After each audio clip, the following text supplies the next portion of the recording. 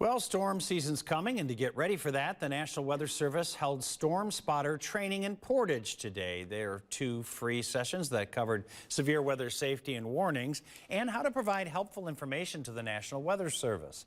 Weather officials say educated civilian spotters are important because they use tips from every report they receive.